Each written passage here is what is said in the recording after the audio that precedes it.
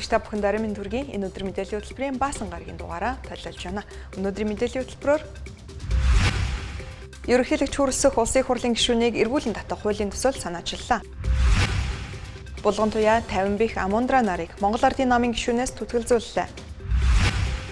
Замнан шатар 2025 онд Монгол улсын эдийн засаг 6.8% өссөн.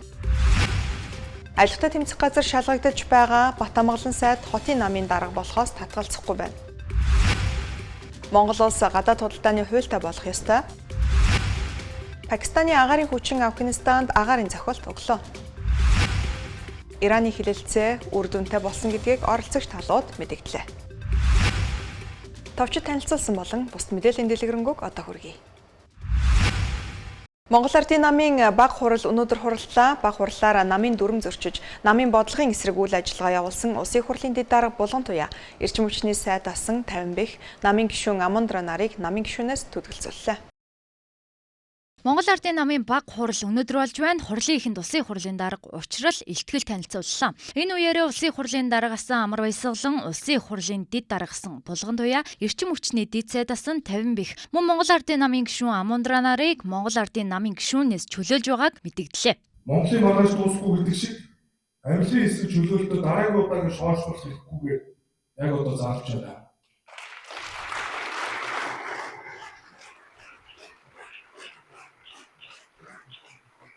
Монгол Ардын намын гишүүнчлээс түтгэлзүүлэх тухай Монгол Ардын намын даргын хувьд прокурорын байгууллагаас амьлаг албан тушаалын хэрэгт ялагдчихаар татагдсан улсын их хурлын гишүүн Амар Баясгалан, эрчим хүчний сайд асан 50 бих үндсэн хууль зөрчсөн үндсэн хуулийн цэцгийн дүгнэлтээр тогтоогдсон улсын их хурлын гишүүн Булган туяа нам дамнасан бүлэглэл байгуулж нийгмийг эмх замраагүй байдалд удаа дөрөх Монгол Ардын намын бодлого үйл ажиллагааг зохион байгуулалтаар бүтгэн хаглуулж, намын бодлогыг хувийн офисоос гуйвуулан завхруулж, намын гишүүний ёс зүй сахилга хариуцлагыг уландаа гიშгсэн, баг хурлын гишүүн асан, Монголын үнэн зөрний эрхлэгч асан Амундра нарыг Монгол Ардын намын гишүүнээс чөлөөлөх зүйтэй гэж үзэж байна. Намын үндсэн дүрм заасны дагуу эдгээр гишүүдийг намаас түтгэлзүүлэх асуудлыг шийдвэрлэхээр хяналтын ерөнхий ороонд би өнөөдөр албан ёсоор хандаж байна. Урдын гавьяа зүтгэл амьлаг албан тушаалын хэрэг ёс зүй хариуцлагаас алхах бамбаа болох учиргүй. Шүүхээр гин буруутай эсгээ тогтоолсны дараа Монгол Ардын намын гишүүнчлээ сэргийлэх хэрэг нээлттэйг энд ашиглан сануулъя. Ийхүү Монгол Ардын намд өнөөдрөөс цэгцлэг хөдөлгөөн ёс зүй сахилга хариуцлагын цаг хугацаа эргэж эхэллээ. Цаашид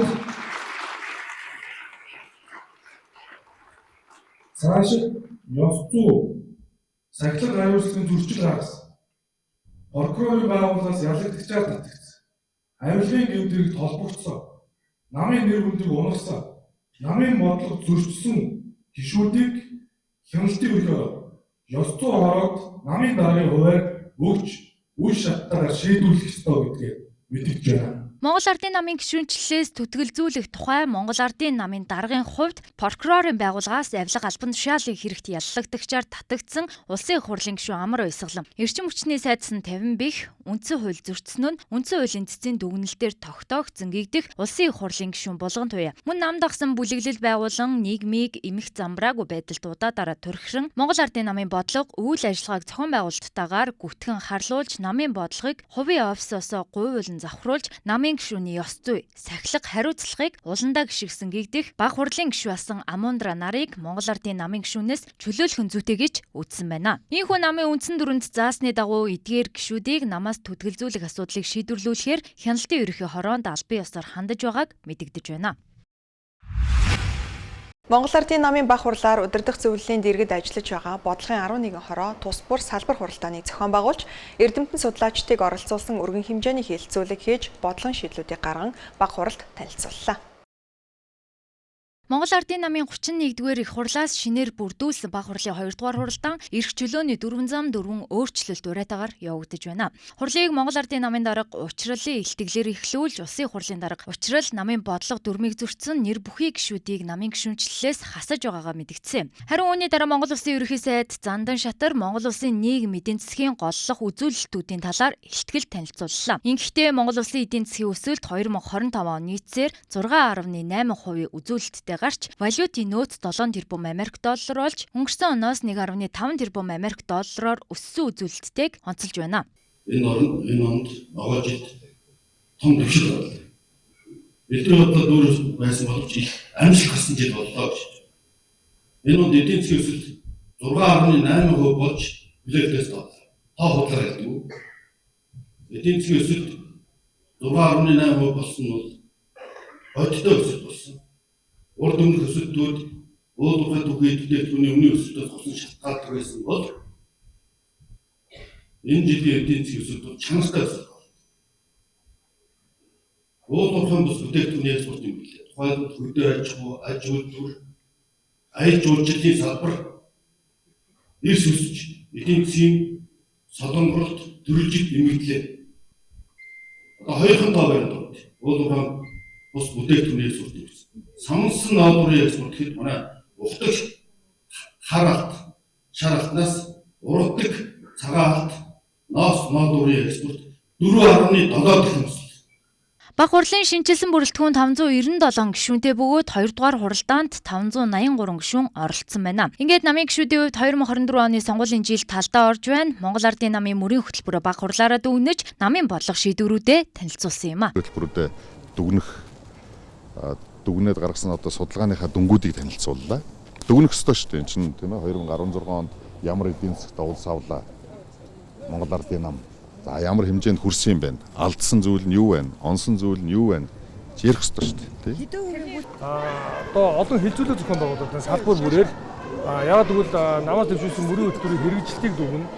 Цаашдаа цаг үеийн нөхцөл байдалтай холбоотой одоо тодорхой ажил хэрэгч улс орны одоо хэмжээнд шийдэх шаардлагатай ийм одоо нийгмийн эдийн засгийн асуудлуудыг тодорхой чиглэлийг улсын хурлын засгийн газарт одоо өгөх ийм одоо намын эрхэлж байгаа одоо төлөөлийн төв байгуулгаараа ийм ажил хэрэгч одоо шийдвэрийг гаргахаар Монгол Ардын нам. За намын мөрийн хөтөлбөрийн биелэлтэнд хийсэн дүн шинжилгээг за намын ерөнхий нарийн бичгийн дарга Содотор дарга мэдээлэл хүргэж танилцуулга хийсэн.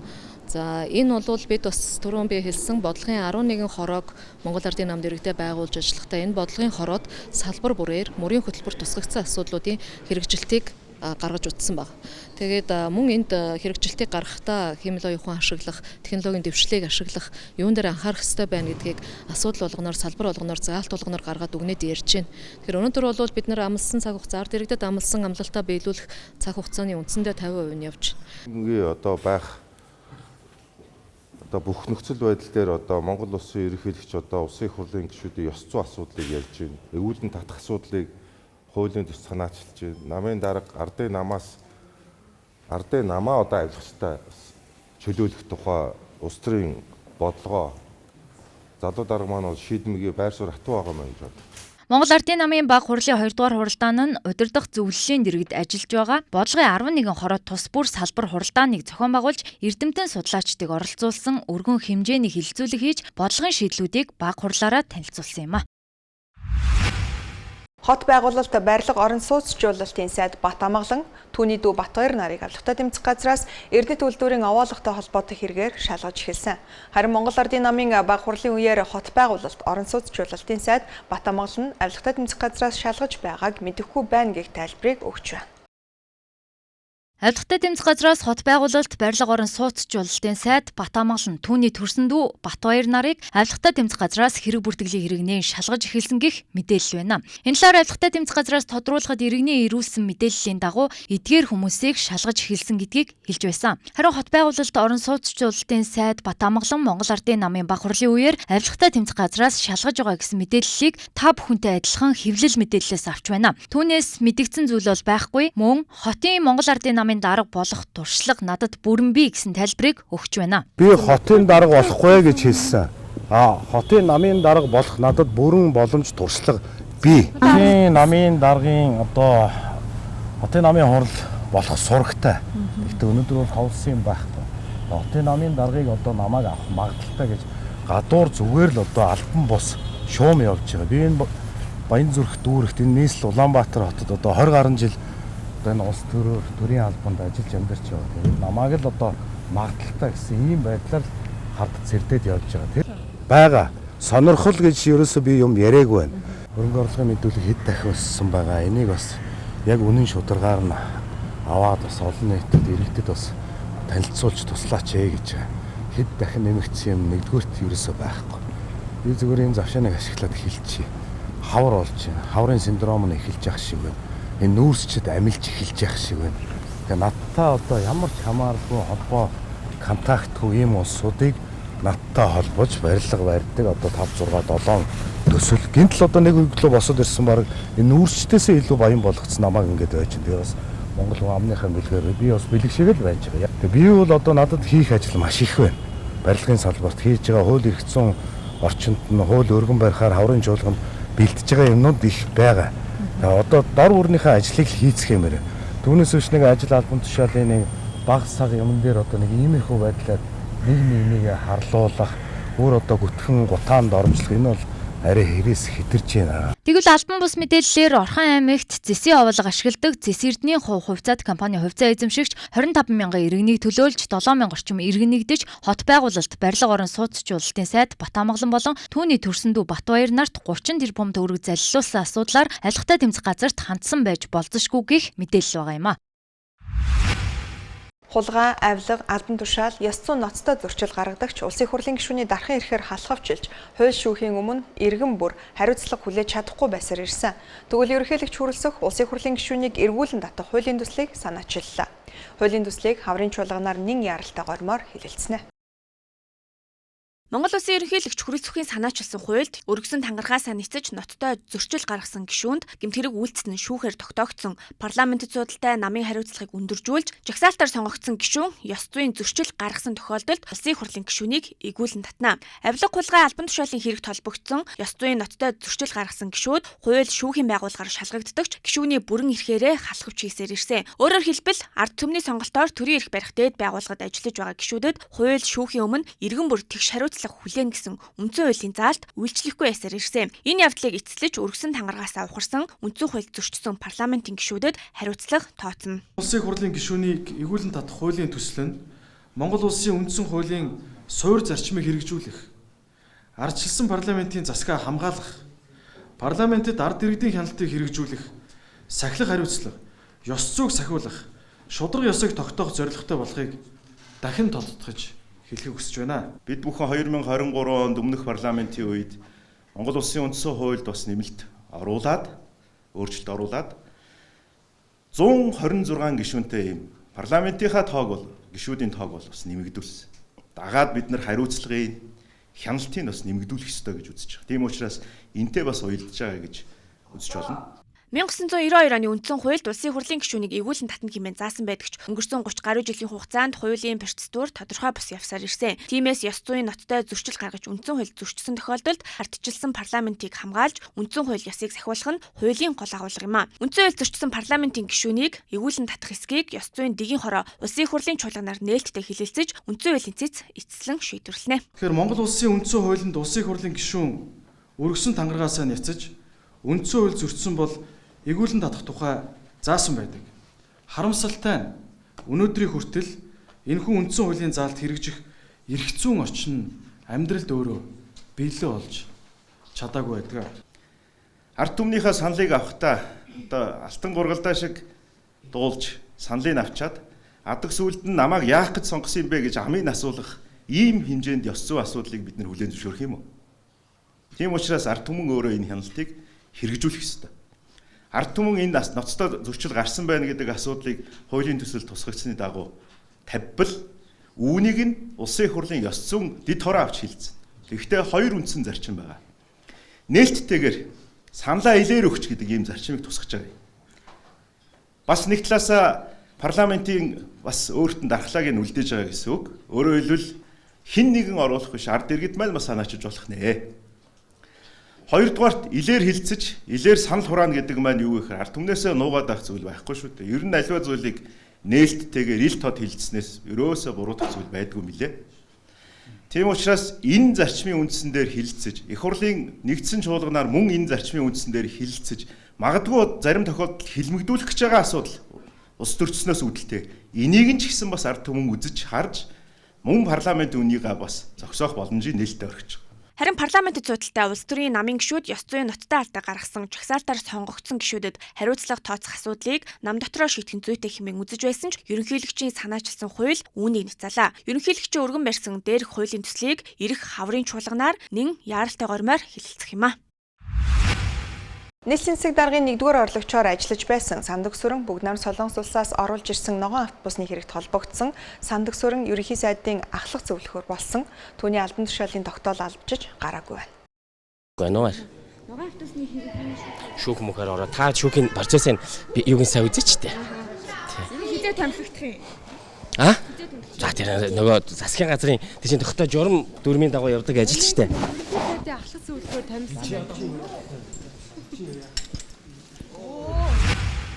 Нүүрсний гэх хэрэгт холбогдсон 2 жил 6 сарын 20 хад эдэлж байгаа улсын хурлын гишүүн асан аюур сайхан маргааш суллагтахаар болсон нь хаврын улс төрийн өрнөлтөд давхцаж эрх баригч нам доторх эрх мэдлийн тэмцлийг улам хурцдах дохио болж байна. Нүүрсний гэх хэрэгт холбогдсон ял шийдгүүлсэн 11 хүний хэргийг шүүх 2024 онд эцэслэн шийдвэрлсэн. Анхан шатны шүүхээс аюур сайханд эрүүгийн хуулийн 22-ийн 12 зааснаар 3 жилийн хорих ял оноосон бол давзаалах шатны шүүхээс ялыг 2 жил 6 сар болгон бууруулж нийтийн албанд томилогдох эрхийг 5 жилээр хассан юм а. Тэрээр 2024 оны 1-р сарын 31-нд цагтан хоригдож ял эдэлж эхэлсэн. Эрүүгийн хуулийн 59-ийн 1 зааснаар цагтан хоригдсон хугацааг ял эдэлсэн хугацаанд оруулан тооцдог тул 8 сарын хугацааг хасаж бодсон байна. Мөн хоригдох хугацаанд намын санчаар ажиллаж шагналын хоног тооцуулснаар суллагдах хугацаа урагшилжээ. Энэхүү эрэгт Эрдэнэс тавталгаа компани гүйцэтгэх захирал асан ган уяг мөн ял шийдвүүлж нийтийн албанд томилогдох эрхээ 5 жилээр хасуулан хорих ял эдэлж байгаа. Тэрээр шүүх хурлын үеэр энэ хэрэг 11 хүнээр дуусах ёсгүй хэмээн мэдэгдэж нүүрсний томоохон төслүүд офтек гэрээ хил гайлын асуудалтай холбоотой өндөр албан тушаалтнуудын нэрийг дуурсан нь улс төрийн хүрээнд анхаарал татсан. Ийхүү нүүрсний хэрэгээр ял эдэлсэн анхны улс төрт нөлөө бүхий итгээд судлагдж байгаа нь зүгээр нэг хууль зүйн явдал бус улс төрийн шин шатны эхлэл байж мэдгээр байна. Түүний цаашдын байр суурь мэдэгдэл ил болох мэдээлэл Монгол ардын нам доторх фракц бүлэглүүдийн тэнцвэрт байдалд нөлөөлөх хэсэг нь анхаарал татсан хിവэр байгаа юм а. Эрдэнэс тавталгаа офсайд компани 2025 онд нүүрсний зах зээлийн уналт үнийн бууралтыг үл харгалзан 30.2 сая тонн нүүрс олборлож 27.6 сая тонн борлуулан 1.7 тэрбум Америк долларын орлоготой ажиллажээ. Энэ үр дүнгээр Монгол улсын төсөвт 1.6 их 80 төгрөгийн татвар төвлөрүүлж 1.1 их 80 төгрөгийн цэвэр ашигтай гарсан нь компанийн түүхэн дэх өндөр үзүүлэлт болсон байна. Нүүрс баяжуулах үйлдвэр 5-7 нүүрс ачих логистикийн төв, загийн усны хоолой, нүүрс тээврийн конвейер зэрэг томоохон төслүүдийг ашиглалтанд оруулж, ордын нөөцийг нэмэгдүүлсэн нь урт хугацааны тогтвортой үйл ажиллагааны үндсийг тавьжээ. Эдгээр төслүүд нь нүүрсний нэмэн үртэг шингээхэд чухал үүрэг гүйцэтгэсэн бөгөөд Монголын гадаад валютын нөөцийг нэмэгдүүлэхэд хувь нэмэр оруулж байна. 2026 оны төлөвлөгөөний хувьд Эрдэнэс тавталгаа компани 35 сая тонн нүүрс олборлож, 32.9 сая тонн борлуулан 7.9 их 80 төгрөгийн орлого төлөвлөрүүлэхээр зорж байна. Энэ нь өмнөх оноос олборлтыг 16%, борлуулалтыг 19% өсгөх амбицтай зорилт бөгөөд нүүрсний зах зээлийн үнийн өсөлтгүй байх прогнозыг харгалзан тооцжээ. 2025 оны 12 сард бид анх удаа 1 сард 4 саяас дээш тонн нүүрсийг экспортлж Монгол улсын төсөвт бол 1.6 их 80 төгрөгийн татвар хэмжээг төлрүүлсэн байна. За мөн хоримтлын санд бол бид 375 тэрбум төгрөгийг 2025 онд хоримтлуулсан. За энэ хоримтлын сангаар бол бүгд иргэд ороод үзэх юм бол ийм Монгол дээр хоримтлын нэрийн санд наасанд нь бол мөнгө нь хоримтлагтаад явж байгаа. За мөн тодорхой хэсэг нь бол бас ипотекийн зээлийн их үүсэл болгоод явж байгаа. Нийгэм эдийн засагт үзүүлж байгаа нөлөөллийн хувьд ийм өндөр хэмжээнд хүрчихсэн татвар төлбөр борлуулалтын орлогоороо Монгол улсын хамгийн нэг номерт орохоор компани болсны хувьд үүргээч ачаагач үүрж байгаа. Өөрсдөөс хамаарах бүх зүйлийг зохион байгуулад өөрсдийн хүртэг зардал хэмнэлт хийх бүх боломжоор нь ажиллаж байгаа. Мөн улсын хурал засгийн газрын шийдвэрийн дагуу нээлттэй хувьцаат компани болох бэлтгэл ажил хийгдэж байгаа бөгөөд энэ нь иргэдэд 1072 хувьцаагаа зах зээл чөлөөтэй арилжах, зарах, бэлэглэх, өвлүүлэх боломж олгоно. Бортыгийн ордыг эдийн засгийн эргэлтэнд оруулах ажил үе шаттайгаар явагдаж байгаа нь ордын нөөцийг илүү өөр ашигтай ашиглахад чиглэж байна. За ямар ч үсэн яг энэ 1072 хувьцаа гэдэг зүйл гарч ирснээс хойш бол ямар ч үсэн нөгөө нэг одоо нэрийн дансаа нээлэх удирдгаа бол одоо бусад улсуудтай харьцуулах юм бол маш өндөр түвшинд бол хүрсэн байж байгаа. За 24 оны 10 дугаар тогтоолоор шинээр төсөн одоо хүүхдүүд бол хувьцаа олгоод тухайн одоо өнгөрсөн жилийн хувьцааг бол хүүхдийн дансаар нь олгож ирсэн. За тэр одоо 700 мянган одоо тэр шинээр олгосонтой холбоотойгоор зарим одоо шинэ хүүхдүүд бол бас нэрийн дансгүй байхыг үгүйсэхгүй. Гэхдээ одоо ингээд нээлттэй болгоод ирэх юм бол бүгд мэдээж одоо нэрийн дансаагаад хоёр дахь зах зээлийн арилжаанд оролцвол тэр иргэдийн өөрийнх нь мэдэх хэрэг. За Бортигийн ордыг эдийн засгийн эргэлтэнд оруулах талаар Монгол Улсын их хурлын 103 дахь тогтоол 2025 онд гарсан. За энэ тогтоол дээр бол Бортигийн ордыг эдийн засгийн эргэлтэнд оруулах, хөрөнгө оруулалтыг нээлттэй сонгон шалруулалтаар салруулах, орж ирсэн өгөөжийг бас баялагын сангийн хуульд нийцүүлэн одоо өгөөжийг одоо бүтээх гэсэн ийм агуулгатай одоо тогтол гарсан. Одоо тодорхой тооны этгээдүүд одоо саналаа ирүүлэхээр одоо техник эдийн засгийн одоо урьдчилсан тооцоо үндэслэлийг одоо нөгөө хүсэлтэд илэрхийлж одоо нэмэлтээр авна гэдэг ийм одоо шалгуур тавьсан хүрэнд бол мэдээлэлүүд аваад ажиллаж байгаа. 5 толгойн ордонд Монгол улсын эдийн засаг чухал хөдөлгөөр болж байна. Төсөвт төвлөрүүлсэн 1.6 их 80 төгрөгийн татвар нь улсын нийт төсвийн орлогын томоохон хувийг бүрдүүлж нийгмийн үйлчлэгээ болон бусад салбарт зарцуулагддаг. Нээлттэй компани болгонд хувьцааны үнэлгээ өсгөж иргэдэд илүү их үр өгөөж боломж нээж байгаа ч байгаль орчны сөрөг нөлөө, усны хомсдол, тоосчил болон тогтвортой менежментийг анхаарах шаардлагатай. Ерөнхийдөө зөв бодлогоор 5 толгой монголчуудад урт хугацаанд бодит үр өгөөж өгөх боломжтой. Эдийн засгийн өсөлт гадаад байлуудын нөөц нэмэгдүүлэх, иргэдийн орлого нэмэх зэргээр. Гэвч нүүрсний зах зээлийн тогтворгүй байдал байгаль орчны эрсдлийг удирдахгүй бол эсэргээрээ сөрөг үр дагавартай байж болзошгүй. Монголын экспортлогч аж ахуй нэгжүүдийн тулгамдсан асуудал боломж хамтын шийдлийг хэлэлцэх зөвлөлдөх уулзалт өнөөдөр боллоо. Уг уулзалтын чухал асуудлын нэг бол Монгол улс гадаад худалдааны хуультай болох асуудал байлаа. Аливаа улс орны хамгийн чухал асуудал бол тээвэр логистик асуудал байдаг. Экспорт импортын өсөлтийг дэмжихэд тээвэр логистикийн салбарын хүндрэлөө томоохон сорилт хэвээрэн. Иймд Монгол улс гадаад худалдааны хуультай болох ёстой хэмээн салбарын сайд онцлсан юм а. Мөн улсын хуралд худалдааны орчин нөхцөлийг сайжруулах зорилгоор 3 хуулийг өргөн барьсан байна. Энтэй холбоотойгоор эдийн засаг хөгжлийн яамнаас одоо худалдааны хуулийг манай улсад бол худалдааны хууль ахгүй тэгэхээр гадаад худалдааны хуулийг боловсруулахын ажил хэсгийг гаргаад ажиллаж байна. Бид нэр ойрын хугацаанд энэ дээр бол ажил хэсгээс бол үр дүнгээ гаргаад одоо худалдааны хуулиа өргөн барихаар төлөвлөж байна. Үүнээс гадна улсын хуралд одоо эдийн засгийн эрх чөлөөний тухай анхдагч хуулийг өргөн барьсан байна. Энэ ч гэсэн одоо зах зээлийгээ илүү либералчлах тэр дундаа эдийн засаг дахь бизнесийн эрх чөлөөг нэмэгдүүлэх энэ үйл явцыг хангаж байгаа. Яг үүнтэйгээ зэрэгцээд одоо хөрөнгө оруулалтын тухай хууль, зөвшөөрлийн тухай хуулийн нэмэлт өөрчлөлтийг ч гэсэн энэ хаврын чуулганаар хэлсэн. Тэгэхээр эрх зүйн орчныхаа хувьд ч гэсэн эргээд одоо бизнесийн боломжийнхаа хувьд ч гэсэн ингээд бүхий талаасаа хамтарч ажиллаад эдийн засгаа төрөлжүүлэх, эргээд эдийн засгийн тогтвортой байдлаа хангах, улмаар иргэдийн орлогыг одоо нэмэгдүүлэх, өсөлтийг хангах гэсэн энэ бодлого дээр чиглэж ажиллаж байна. Өнөөдөр Экспорт Монгол хөтөлбөрийн хүрээнд экспортлогч аж ахуй нэгжүүдийн зөвлөлдөх уулзалт боллоо. Уг уулзалтанд нэмэн өртөгчин гэсэн үйлдвэрлэгчдийг дэмжих экспортын өсөлтийг нэмэгдүүлэх зорилготой юм а. Арга хэмжээг хүнс хөдөө аж ахуй хөнгө үйлдвэрлэлийн яам, нэгдсэн үндэсний байгууллагын хүнс хөдөө аж ахуйн байгууллага, Монголын ноос ноолорын холбоо болон экспортын нэгдсэн төв хамтран зохион байгуулж байна. Тэгэхээр тээвэр логистикийн асуудал бас бас яг зэрэгцээ явна. Тэгэхээр нэг талдаа бид нар тээвэр логистикийн хүндрэл одоо ямархуу одоо том дарамт болдгийг өнгөрсөн жилүүдэд бас харлаа. Өөрөөр хэлбэл бүс нутаг дахь мөргөлдөөн байна, ойрхот орондын одоо хүндрэлтэй асуудлаас шалтгаалаад дэлхийн эдийн засаг тэр чигээрээ тээвэр логистик гэдэг бол маш чухал юм байна гэдэг. Яг үүнтэй зэрэгцээд хил бомбын одоо шинжилэл мөн одоо тээврийн логистикийнхаа хүндрэлийг давамжуулах чиглэлээр бол засгийн газрын хамгийн чухал зорилго болгож энэ дээр бол ажиллаж байгаа. Тий. За үүнтэй зэрэгцээд мэдээлэлийг томоохон төслүүдийг урагшлуулахын ажлууд ч гэсэн явж байгаа. Манай хушхан брэнд өнөөдөр ингээд экспортлогчдын зөвлөлдөх уулзалтанд оролцож байна. Тэгээ манайх бол 2015 оноос хойш дэлхийн 10-аад улс оронд ингээд экспорт хийгээд Монгол самраа олон нийтэд танилцуулаад дэлхийд эрүүл хүнсээр дэлхийг дайлна гэсэн уриатаагаар үйл ажиллагаа явуулдаг ийм компани байгаа. Манайх бол Tesa Foods компани байгаа. За манайх бол 2016 оноос хойш эхлээд одоо бүгд найрамдах хятад улс, за бусад одоо Кыргызстан, Казахстан, бүгд найрамдах Солонгос улс, Америк нэгдсэн улс зэрэг 5-6 улс руу тогтмол экспорт хийж байгаа ийм компани байгаа. Экспорт талтаа тулгамжийн асуудлууд гэх юм бол нөгөө жишээлх юм бол Евразийн гэрээ байна. Одоо улс орондын гэрээнүүдээс шалтгаалаад зарим нэр төрлийн бүтээгдэхүүнүүд маань экспортод гарах боломжгүй байх одоо ийм нөхцөл байдлууд үүсэж байгаа. Энэхүү уулзалтаар экспортын өсөлтөнд чадвар нэмэгдүүлэх, олон улсын зах зээлд Монголын бүтээгдэхүүний байр суурийг бэхжүүлэхэд чухал ач холбогдолтой зохион байгуулагчид онцолж байна. Арга хэмжээнд хүнс хөдөө аж ахуй хөнгөн үйлдвэрлэлийн салбарын үйлдвэрлэгчид, экспортлагчид, бизнес эрхлэгчид, донор байгууллагууд болон төрийн байгууллагын төлөөлөл 100 гаруй оролцогчид оролцож байна. Сүлжээ дэлгүүрүүдээр жоргүй юм худалдаалах асуудал хөндөгдөж байна. 350 салбартай орон нутагт 80 дэлгүүр ажиллаулдаг СЮ сүлжээ 24 цагийн хүртээмжтэй тулгуурлан жоргүй эмийн хэрэгсэл борлуулах хүсэлт гаргасан бол эрүүл мэндийн салбарын зүгээс эмийн зохистой хэрэглээ хяналтын тогтолцоог сулруулах эрсдэлтэй хэмээн болгоомжилж байна.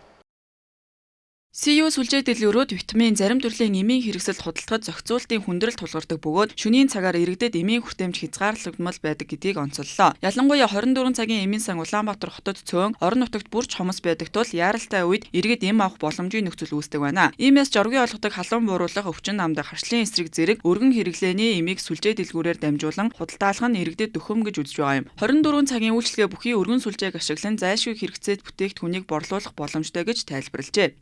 За сүүлийн үед бол эмийн үн их өндөр байна. Энийг бууруулах талаар нэлээд олон одоо асуудлууд яригдж байгаа. За энэ дээр бол манай компани зүгээс бол боломжоо илэрхийлмээр байна. Нийтдээ Улаанбаатар хотод бол нэг 350 салбар 24 цагаар ажиллаж байгаа. Орон нутагт 80 дэлгүүр 24 цагаар ажиллаж байгаа. Бидний хувьд бол одоо аль хэдийн зардлаа гаргацсан гэсэн төрөөс төлж байгаа ажилчдын цалин төлж байгаа. Ийм эмнэлгийн хэрэгсэл тэрнээс ч одоо эмчлээд барахгүй байна, энэ эмнэлгүүдийн хүртээмж хүрэхгүй байна гэж байна. Тэгэхээр урьдчилан сэргийлэхтэр ялангуяа энэ эмнэлгийн хэрэгсэл, за тэгээ амин дэм эдгээр зүйлсүүд дээр бол чөлөөтэй зах зээл дээр хүмүүс ойрхон, гарт нь ойрхон авчих боломжтой ийм нөхцөлийг бүрдүүлээд өгөөч л гэж бид нар хүсэж байна. Нөгөө талд эрүүл мэндийн салбарын мэрэгжилтнүүд эм гэдэг нь жортой жоргуугаас үл хамааран хүний өвчнөөс урьдчилан сэргийлэх, онцлох, эмчилгэд хэрэглэдэг онцгой бүтээгдэхүүн гэдгийг санууллаа. Эмийг хадгалах нөхцөл тунгийн зөвлөмж харилцан үйлчлэл, гаж нөлөө зэрэг нь мэрэгжлийн хяналт шаарддаг тул ердийн худалдааны байгууллагаар замбраагүй борлуулах нь зохимжгүй гэж үзэж байгаа юм а. 2024 онд шинжилэн баталсан эм эмнэлгийн хэрэгслийн тухай хууль хэрэгжиж эхэлснээр эмийн бүртгэл импорт хадгалалт түгээлтэд тавих шаардлагыг наривчилсан. Өмнө нь тодорхойгүй сул зохицуулалттай байсан зарим асуудлыг шинэ хуулиар зэгцэлсэн бөгөөд эмийн чанар аюулгүй байдлыг хамгаалахад чиглэсэн зохицуулалт тусгагдсан. Эмнэлгийн хэрэгслийн хувьд юу вэ гэхээр олон улсад ингээд өндөр дунд эрсдлээр ангилдсан байна эмнэлгийн хэрэгслийг. Тэр одоо манай эмийн агентлэр тэр ангиллаа хийж байгаа. Өөрөөр хэлэх юм бол Монгол улсад орж ирж байгаа бүх эмнэлгийн хэрэгсэл импортын нэг удаагийн мэдүүлэг аваад бүртгэгддэг 24 мянган орчим эмнэлгийн хэрэгсэл байгаа. Тэрийг их дунд багаар нь ангилаад явхаар бага эрсдэлтэй англи нь одоо бүртгэлд орохгүй бүр чагсаалтанд ороод явна. Их хэрэглэлтэнд бүртгэж гэдэг юм ийм хуулийн зохицуулалт байгаа. Тэгэхээр одоо энийг бид нар худалдах тусгай зөвшөөрлийн хүрээнд одоо зохицуулагдаад яваад эмийн сан зөвшөөрлөө авч байна. Тэгэхээр эмийн сан гэдэг маань эм хангамжийн байгууллага, өөрөөр хэлэх юм бол эрүүл мэндийн байгууллага тусгай зөвшөөрлийн хүрээнд үйл ажиллагаа явуулах хэрэгтэй. Тэгэхээр яг одоо цаг дээрээ бас хэтэрхий энийг ингэж тавих нь бол бас боломжгүй байхаа гэж харж байна. Гэвч эмийн хүртээмжийг нэмэгдүүлэх нэрийн дор хяналт сулрахыг гэсэн болгоомжлол байгаа. Монгол улсад эмийн зохистой хэрэглээ бүрэн төлөвшөөгүй иргэдийн эрүүл мэндийн боловсрол харьцангуй сул өөрөө дур мэдэн эм хэрэглэх тохиолдол илбэг байдаг талаар салбарын ярьсан. Ялангуяа антибиотик өвчин намдах эмийг буруу хэрэглэх нь тэсвэржилт үүсгэх архах хүндрэл дагуулах эрсдэлтэй. Иймээс эмийн хэрэгслийг хаа хамаагүй борлуулах нь зохимжтой эсэх асуудал зөвхөн хүртээмжийн хүрээнд бус хяналт мэрэгжлийн зөвлөгөө хадгалтын стандарт хариуцлагын тогтолцоотой уялдан яригдах шаардлагатай болж байна. Иргэний хэрэг шүүхэд хянан шийдвэрлэх тухай хуульд нэмэлт өөрчлөлт оруулах асуудлыг танилцууллаа. Өөрчлөлтөөр дүүргийн эрүү иргэний хэргийн анхан шатны тойргийн шүүхийн ачааллыг бууруулах, хэрэг хянан шийдвэрлэх ажиллагааг шуурхай болгох зорилт тавьжээ. 2025 оны байдлаар шүүхүүд 50,000 гаруй хэрэг хүлээн авч нэг шүүгч дунджаар 1400 гаруй хэрэг ногдож байгаа нь ачаалал өндөртэй байгааг харуулж байна. Цалин хөлсний доод хэмжээ нэмэгдсэнтэй холбоотойгоор мөнгөн дүнтэй маргаан өсөж шүүхийн ачаалал нэмэгдсэн байна. За хөлзөө дотоод иргэн улсын дээд шүүх мэдлэлтэй хамтраад иргэний хэрэг шүүхт хянан шийдвэрлэх тухай нэмэлт өөрчлөлт оруулах хуулийн төсөл хилцүүлэг өнөөдөр хийж байна. За өнөөдрийн хилцүүлийн гол зорилго бол хэлбэр ажиллагааны шүүх буюу одоо харьцангуй тодорхой эдрээ төг багтай ийм одоо бага үнийн дүнтэй маргаануудыг хянан шийдвэрлэж байгаа энэ тусгай ажиллагааны журмыг яаж боловсронгуй болохгүй гэдэг энэ асуудлыг ярьж байгаа. За бид хууль зүйн дотоод хэргийн яам өнгөрсөн хугацаанд 2024 онд хуулийн төсөл санаачилж одоо иргэний процессын хуульд өөрчлөлт оруулж хэлбэр ажиллагааны шүүх байгуулах хэрэгцээ үнцийг бүрдүүлж 2025 оны 1 сарын 1-ээс хэлбэр ажиллагааны шүүх байгуулахад ажиллаж эхэлсэн. За өнгөрсөн 1 жилийн гаруй хугацаанд ололттой сайн талууд байна. Бас засах ёстой зүйлс байна. Энэ хэлбэр ажиллагааны шүүх бага үнийн дүнтэй маргаан хэн шийдвэрлэж байгаа энэ шүүх бол өөрөө Монгол улсын шүүхийн шинжилгээний нэг чухал одоо хэсэг. Тийм учраас энэ одоо маргаан хэн шийдвэрлэж байгаа процессыг боловсронгуй болгох нь өөрөө Монгол улсын шүүхэд итгэх иргэдийн итгэлийг нэмэгдүүлэх. За нөгөө талаасаа энэ бол төрийн үйлчилгээ. Хэрэг маргааныг хэн шийдвэрлэх гэдэг төрийн үйлчилгээ. Энэ төрийн үйлчилгээг илүү одоо боловсронгуй сайн үзүүлэх нь бидний үүрэг. Тийм учраас энэ шүүхтэй за энэ шүүгч нартайгаа өмгөөлөгч нартай за энэ процессд оролцож байгаа бүх талуудтай хамтраад өнөөдөр хилцүүлэх зохион байгуулж байгаа. Иргэний эргийн маргаан босод хэрэгээс илүү удаан хугацаанд шийдэгдэх магадлал өндөртэй. Хэргийн процесс асуудал ихтэй байдгийг шүүгчид онцолж байна.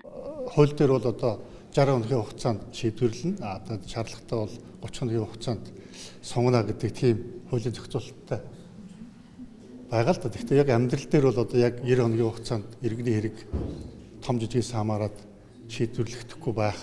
За магадгүй маргааныхаа төвхтэй байдлаас хамаарат шийдвэрлэхдэггүй байх нөхцөл байдал байна л да. Одоо олон хүчин шалтгаантай энэ бол зөвхөн шүүхийн асуудал биш.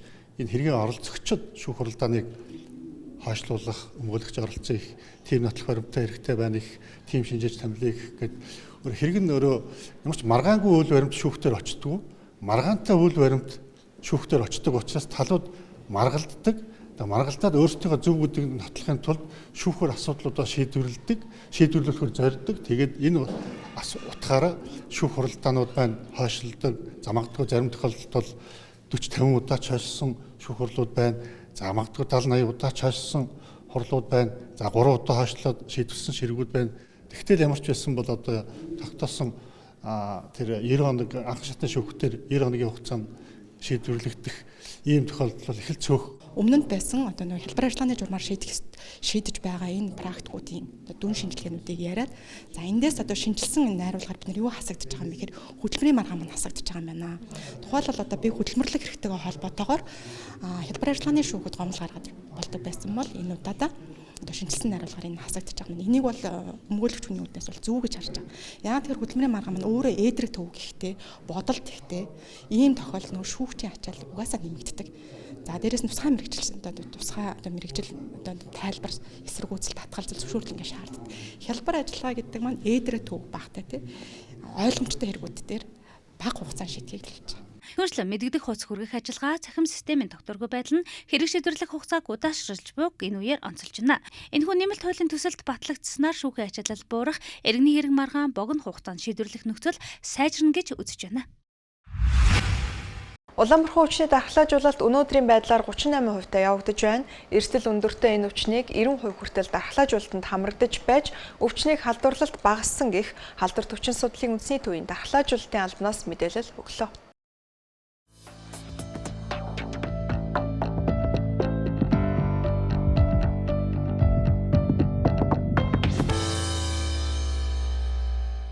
Үзэгчдээ өнөөдөр мэдээллийн хөтөлбөрийн тодруулга болон халдвар төвчин судлалын үндэсний төвөөс үргэлжлэн та бүхэнд хүрж байна. За бид яг одоо халдвар төвчин судлалын үндэсний төвийн дархлаажуулалтын албаны дарга Ташбагантай ярилцахад бэлэн болоод байна. За сайн байна уу та? Сайн байна уу?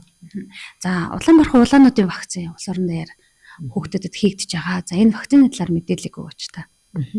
За Монгол улсад энэ хүн амын дунд Улаанбархан өвчин 2025 оноос эхлэн одоо тархаж байгаатай холбогдуулаад хариу арга хэмжээг одоо дархлаажуултыг хамрагдаагүй бүлгийн хүмүүсийн дунд зохион байгуулах, за мөн товлол дархлаажуултын хамрагдалтыг нэмэгдүүлэх, өвчлөлийн одоо тохиолдлын хувь хамгийн өндөр бүртгэгдээд байгаа насны бүлгийнхэн нэмэлт дархлаажуултыг зохион байгуулах гэсэн хариу арга хэмжээнүүдийг бол авч хэрэгжүүлж байна.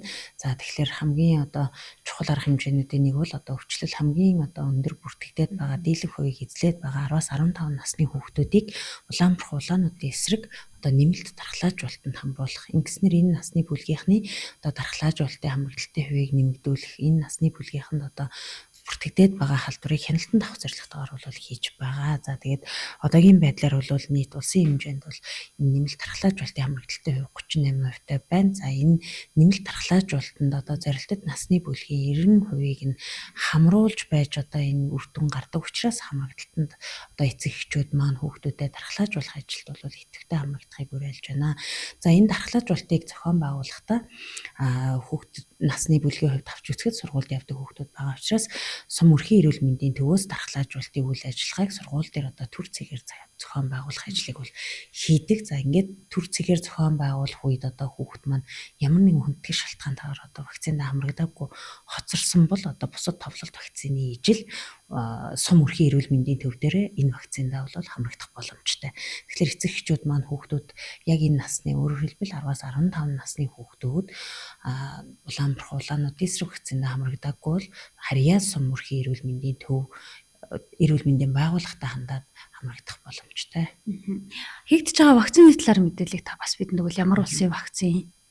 За манай улс вакциныг ялангуяа энэ товлолт вакциныг хүүхдүүдэд хийгдэж байгаа вакциныг ханган нийлүүлэхдээ нөхөн хүүхдийн сангаар дамжуулж одоо чагсаалтанд багтсан энэ үйлдвэрлэгчээс одоо шаардлага хангасан вакциныг бол хүлээж авдаг.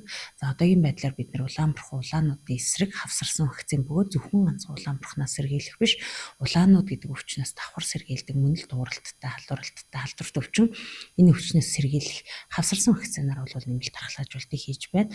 За вакцины хувьд бол Энэтхэг улсын Сирем институтэд үйлдвэрлэгдсэн за 10 тунгаар савлагдсан вакциныг хийж байгаа. За өнөөдрийн байдлаар халдвар төссөн судлалын үндэсний төд яг энэ төрлийн Улаанбархнаар одоо бүртгэгдсэн тохиоллын тоо хэр байна, эрсдэл хэр байна, хүн төвчний тоо хэр байгаа. За 14200 гаруй тохиолдол бол энэ одоо дэгдэлтийн эхэлснээс хойш бүртгэгдсэн байна. За сүүлийн 24 цагийн дотор хэд 8 тохиолдол Улаанбаатар хотод бол бүртгэгдсэн байгаа. За хүндрэлийн хувьд аваад үзэхэд вакцины хамрагдаагүй насныхан буюу одоо бага сартай, бага насны өөрөөр хэлбэл товлолт вакцины нас хүрээгүй байгаа 9 хүртэлх сартай хүүхдүүд мөн одоо товлолт вакциныхаа бүрэн тунд хамрагдаж амжаагүй байгаа 2 хүртэл насны хүүхдүүд яагаад гэвэл товлолт вакцины одоо товлолт хугацаа маань эхний тун 9 сартаа тэгддэг, хоёр дахь тун бол 2 настай тэгддэг. Тэгэхээр 2 хүртэл насны хүүхдүүд маань бол өөрөөр хэлбэл бүрэн тундаа хамрагдаагүй байх нэ гэсэн үг. Тэгэхээр энэ насны хүүхдүүдийн дунд одоо халдвар бүртгэгдэж хүндрэх эрсдлүүд бол байгаа. Тийм учраас бусад насны бүлгийнхний хамрагдалт өндөр байж энэ насны бүлгийнхэн донд одоо халдвар бүртгэгдэхгүй байж ч одоо энэ вакцинд хамрагдах нас нь болоогүй байгаа бага сартай бага насны хүүхдүүдэд бид давхар одоо нөгөө сургийн дархлаагаар хамгаална гэсэн үг. Тийм болохоор эцэг эхчүүд маань хүүхдүүдэд товлолт хугацаанд нь вакцинд нь хамруулах за мөн одоо хамрагдаагүй хүүхдүүд байвал нөхөн дархлаажуулалтанд сум өрхийн эрүүл мэндийн төв дээр харьяалал харгалзахгүйгээр үн төлбөргүй хийдэг учраас та бүхэн маань одоо хүүхд маань вакцинд хамрагдж үгүй гэдэг статусын шалгаад хэрвээ хамрагдаагүй байвал хамрагдах боломжтой. Ингэснээр халдвараас сэргийлээ зогсохгүй энэ халдварын хүндрэлээс вакцин бол сэргийлдэг. Тийм учраас бас вакциндаа хамрагдсанаар хүндрэл насваралтаа сэргийлэх юм үр дүнтэй ажил үүдэг. Иргэд олон нийтийн дунд бас зарим одоо хүмүүсийн дундаас вакцины мэдээллийг одоо сөргөөр хүлээж авах, буруугаар ойлгох, буруу ташаа мэдээлэлд бас явагддаг. За тэгвэл Улаанбархан улаан гэдэг өвчин нь маш эрсдэлтэй өвчин гэдэг та сая хэллээ шүү дээ. Ялангуяа бага насны хүүхдэд бас тийм эрсдэл үүсгэж хүндрэл хамгийн ихээр тулгардаг өвчин. Тэгвэл яг энэ өвчин нь яг улаан суурьтай өвчин юм уу? Улаанбархан улаанууд гэж яг яригдаад байгаа нь за ямар өвчин болоод ингэж эрсдлийг дагуулад байгаа юм бэ? За Улаанбархан гэдэг өвчин одоо тууралт гардаг, өндөр халдвардаг. За халдварт өвчнүүдийн дунд ингээд халдварлалтын индексээр нь аваад үзвэл өөрөөр хэлбэл одоо 10 хүн тутмын вакцингүй 10 хүн тутмын 9 өвдөх эрсдэлтэй. Тэгэхээр вакцингүй өмнө нь энэ өвчнөр өвдөж байгаагүй ийм хүмүүс бол энэ халдварт өндөр эрсдэлтэй байх нэ. Халдвар авах эрсдэл нь өндөр өвчнөө хойч гэсэн халдварлах энэ одоо тохиоллын тоо бол өндөрт тооцогддог ийм өвчин. За ямар шинж тэмдгээр илэрдэг вэ гэхээр хүүхэд маань халуурна.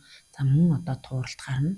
Тууралт одоо хүзүү толгой нүрнээс эхлээд доошоо ингэж биш өсчилж туурдгаараа бол онцлог. За хүндрэлүүд бол өгөх ийм эрсдэлтэй өвчин. Хүндрэлүүдэд бол маш олон төрлийн тархины талаас за мөн одоо уушигны талаас одоо хатгаа болох зэрэг ийм хүндрэлүүд өндөртэй байдаг учраас энэ халдвараас сэргийлэх өвөрмөц сэргийлтэй аргууд, өвөрмөц бус сэргийлтэй аргууд байна. Өвөрмөц сэргийлтэй аргат бол вакцин. Хүүхдүүдэд товлолын дагуу 9 сартай 2 настайд нь хийлгэн. За мөн одоо энэ дэгдэлттэй уялдуулаад бага сартай хүүхдүүдийг бид мөн улаан бурхны дангаараа вакцин. Өөрөөр хэлбэл бид одоо бусад насны бүлгийнхандаа хавсарсан улаан бурхан улаанууд гээд мөн тууралд гардаг энэ улаанууд өвчнөөс нь давхар сэргийлдэг бол бага сартай хүүхдүүд буюу одоо бидний товлолт нас нь хүрээгүй байгаа 9 хүртэл сартай, за 6 сартай, 7 сартай, 8 сартай хүүхдүүдэд бид нар улаан бурхны одоо дангаараа вакцинаар сэргийлэх ажлыг бол хийгдэж байгаа. Тэгэхээр эцэг эхчүүд маань бага сартай хүүхдтэй бол ялангуяа 6, 7, 8 сартай хүүхдүүдтэй болвол одоо өрхийн эрүүл мэндийн төвдөө хандаад улаан бурхны эсрэг вакциныг хийлгэснээр бага сартаадаа энэ халдвараар өвдөж хүндрэх эрсдлийг бууруулж байгаа. Тэгээд товлолын дагуу 9 сартай 2 настайдаа товлолынхаа вакцинд хамрагдсанаар хүүхдүүдэд цаашдаа энэ халдвараас бол сэргийлэх юм боломж байгаа.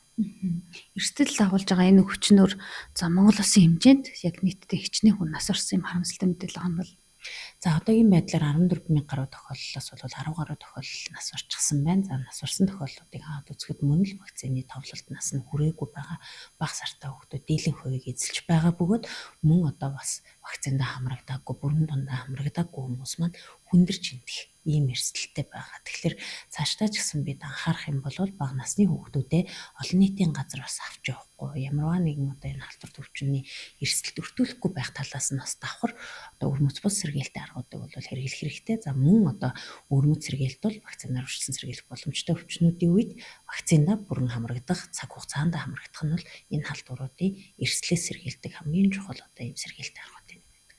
За мэдээлэл өгсөнд баярлалаа ажил амтлаа. Баярлалаа. Үзэгчдээ энэ өдөр мэдээллийн хөтөлбөр халдвар төвчсөн судлалын үндэсний төвөөс та бүхэнд бэлтгэн хүргэлээ. Үргэлжлүүлэн мэдээллийн хөтөлбөрөөр хүлээн авч байна уу?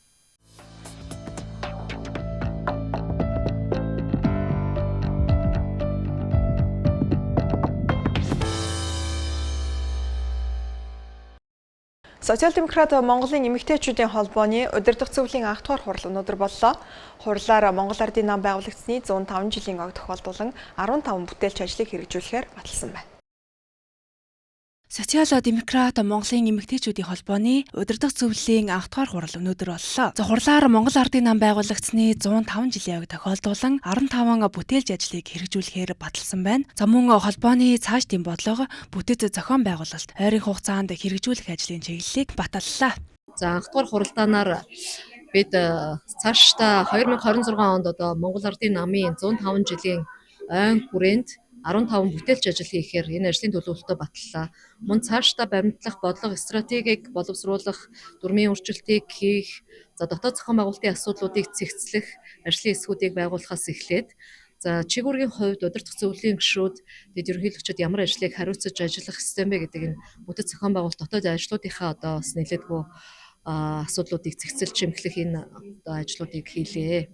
За маргааш манай Монгол Ардын намын баг хурал одоо болох гэж байна. Тэгэхээр баг хурлын бэлтгэл ажлын хүрээнд бас хийж хэрэгжүүлэх асуудлуудаа ярилцлаа.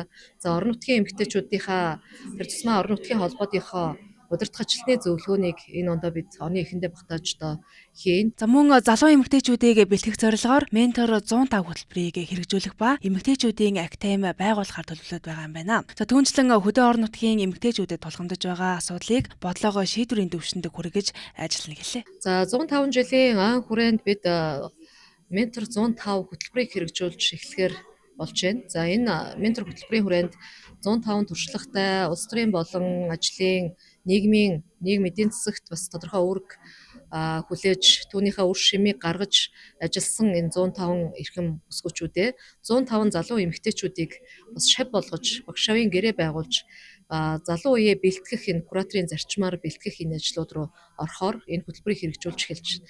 Ингэснээрээ одоо бид нар бол бас нэг 105 жилийн ойн хүрээнд 105 эмэгтэйг бэлтгэх алхам эхэлж байна гэсэн үг. Дараа нь стратеги академи тагаа хамтраад за мөн улс төрийн манлайллыг эмэгтэйчүүдийн манлайллыг нэмэгдүүлэх, эмэгтэйчүүдийн нийгэм дэх оролцоог нэмэгдүүлэх зорилгоор эмэгтэйчүүдийн академиг байгуулах ажлыг эхлүүлж байна. Тэгэхээр энэ академийн хүрээнд эмэгтэйчүүд рүү чиглэсэн нөлөөллийн ажлууд ялангуяа сургалт хөгжлийн, хүний хөгжлийн энэ асуудлууд, тасралтгүй боловсролын асуудлууд дээр хөтөлбөрөөр гаргах чиглэлээр бол анхны ажлуудынхаа гараг 105 жилийн хүрээнд бах уралдаа бас одоо анхны бэлэг болгож гэдэг юм уу оруулж байна тий. За удирдах зөвлөлийн гишүүдийн зүгээс түүний дэвшүүлсэн 5 тулгуурт Women санаачлага нь зөвхөн эмэгтэйчүүдэд чиглэсэн бус Монгол улсын хөлбөрийн зах зээл, эдийн засгийн өсөлтөд хэрэг нөлөө үзүүлнэ гэдгийг онцоллоо. Сая дэвшүүлсэн Women гэдэг энэ 5 үндсэн одоо чиглэл бүхий ажлыг ингээд аваад үзэх юм бол эдийн засагт хэрвээ эмэгтэйчүүдийн ажиллах хүчний төвшинг одоо нэг 60-аас дээш хувь хүргэж чадах юм бол манай эдийн засгийн өсөлтөд шууд нөлөөтэй.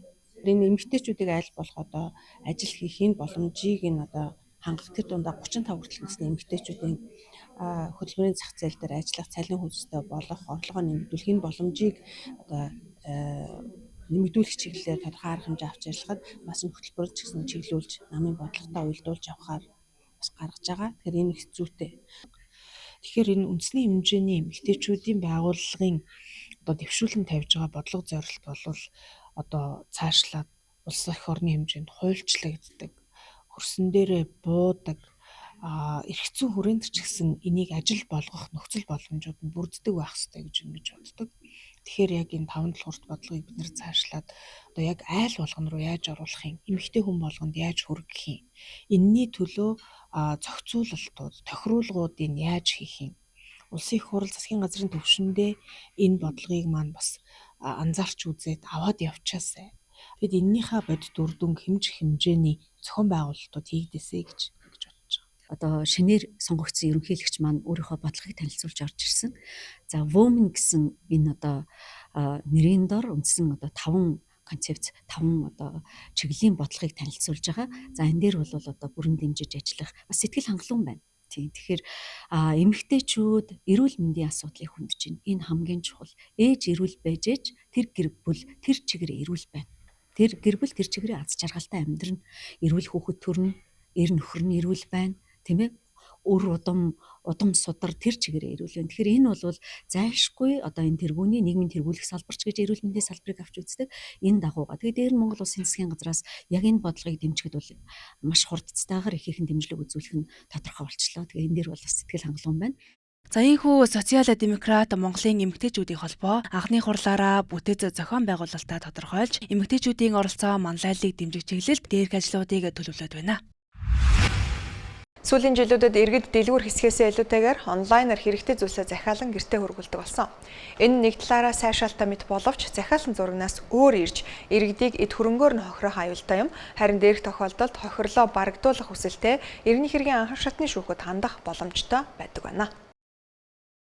Сүүлийн жилүүдэд захин худалдаа эрчимтэй хөгжиж, иргэд дэлгүүр хэсгээс илүүтэй онлайнаар бараа бүтээгдэхүүн захиалан гэртээ хөргүүлдэг болсон. За гэвч захин худалдаа өсөлттэй зэрэгцэн хэрэглэгч хохирох тохиолдолч нэмэгдэх болжээ. За тухайлбал захиалсан бараа зураг тайлбараас зөрүүтэй ирэх, чанарын шаардлага хангахгүй бүтээгдэхүүн нийлүүлэх, за огт өөр бараа илгээх, зарим тохиолдолд мөнхийг шилжүүлэн авсан ч бараа хүргэхгүй байх зэрэг зөрчил гарч байгаа талаар иргэд гомдол гарах болжээ.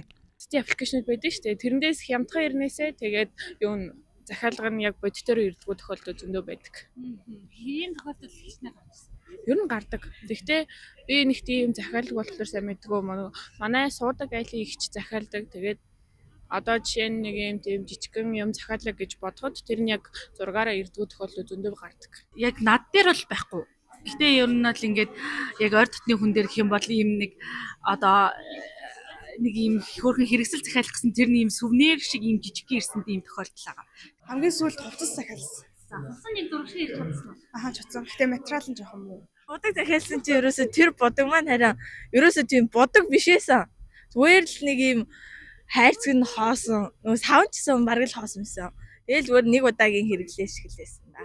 Тэгээ айгу үнэтэй авчихсан. Тэгэл тэр нь жоохон харамссан. Тэгэл ер нь авсан юм чин тэгэл гэргэлээл задлсан юм чин гэл тэгэл орхицсан. Тэр хаяг рууч буцааж бичээгүй би өөрөө тэгэл хэрэглээл хайцсан. Тэгээд ер нь тэгэл интернет захиалга бол хотлаа л юм байлаа л гэж утсан л да. За өмгөөлөгчдийн тайлбарлаж байгаагаар ийм тохиолдолд хэрэглэгч эрхээ хамгаалуулах бүрэн боломжтой юм байна. Хэрэв худалдагч талтай эвийн журмаар асуудлыг шийдвэрлэж чадахгүй бол иргэн өөрийн орсон суугаа газрын харьяа иргэний хэргийн анхан шатны шүүхэд нэхэмжлэл гархан хохирлоо барагдуулах хүсэлт тавих боломжтой юм байна. Бид нар захиалгаар бараа ингээд наасны цааш нь захиалагч ингээд бас л ингээд нийгмийн шинэ харилцаа байхгүй. Ийм тохиолдолд ч хин нэг нь үргээ гүйцэтгэхгүй эсвэл чанар муутай бараа ирдэг эсвэл мөнгө өгөхгүй алга болдог эсвэл авсан мөнгийн худлаа яриад алга болчдөг. Энэ болгон тохиолдолд дээр чинь асуудал шийдэгдэхгүй байгаа учраас шүүхт хандах болоод энэ шүүхч ачаал хэдэн зуун мянга төгрөгнөө ч удахгүй. Тэр энэ асуудлаа шийдвэрлэх үүдээс. За мөн хэрэглэгчид захимаар хултаа авалт хийхдээ албан ёсны бүртгэлтэй найдвартай захимуудаас пэйж хуудасаас захиалга хийх, бүтээгдэхүүний мэдээлэл нөхцөл, буцаалд баталгааны журамтай сайдар танилцахыг анхааруулж байна. Нутгийн зан олон Ахмад буурлуудын амар мэндийг айлтхан залгуулсан амар мэндийн хан хинтээ сар шинийн нэгдсэн залгуулт Улаанбаатар хотын соёлын төв ордноо зохиогдож өндөрлөө. Энэхүү үйл ажиллагаанд 500 орчим иргэд оролцож аймгийн засаг даргаар ажиллаж байсан 6 дарга 100 хүрээд арчуулан хийдийн хинтээ нутгийн лам хувраг хурлцсан ирж ном хурлаа. Хинтээ аймгийн нутгийн зөвлөл Хинтээ аймгийн засаг даргын тамгын газар хамтран Хинтээ нутгийн ард иргэдийн сар шинийн нэгдсэн золголтыг зохион байгууллаа. Цаашид уг арга хэмжээг улам мөрөгжүүлж, урлаг бизнес, боловсрал, эрүүл мэндийн зэрэг салбар салбарын төлөөллийг түлхүү оролцуулж, нэгдсэн үйл ажиллагаагаа болгон хөгжүүлэхээр төлөвлөн ажиллаж байгаагаа ерөнхий зохион байгуулагчид онцоллоо. Амар мэндийн хаан Хинтээ энэ одоо шашин урлагийн том цэнгүүн уулзалт арга хэмжээ бол сүүлд бол их өргөн дэлгэр Улаанбаатар хотын бүхий өргөөнд бол 2015 онд их олон дэлгэр одоо аймгийн 90 жилийн ой зориулж одоо болж исэн байдаг. Тэгээд түүнээс хойш бол одоо мэдээ жил болгон энэ золголт маань бол ингээд ор бүрнээ одоо хийгдэж зохион байгуулагцаар өнөө хүрсэн. Тэгээд өнөө жил бол бас их Монгол улс байгуулагчдын 820 жилийн тэгш том ойтой.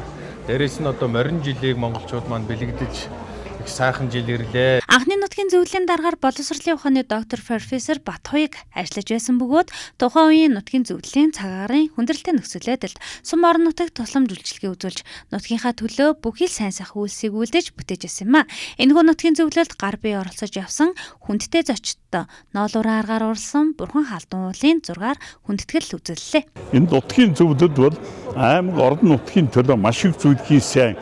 Манай Хинтээ нутгийн зөвлөлийн үеийн дарга нар бол аймаг орныхоо төлөө маш их зүйл хийсэн. Аймгийн ойг тэмдэглэхэд бас байгаль цагаагаар хүндрэл бэрхшээтэй үед нутаг орондоо тусал хөдөлгөөний өрнүүл маш их зүйл хийж байсныг эргэн дурсахад таатай байна. Энэхүү золголтод хүрэлцэн ирсэн иргэд жилдээ нэг удаа уулзсан золгож нутаг усныхаа эргэн харах, найз нөхдөдөө учран золгодог нь хамгийн үн цэнтэй мөчөд хэмээн онцолж байлаа.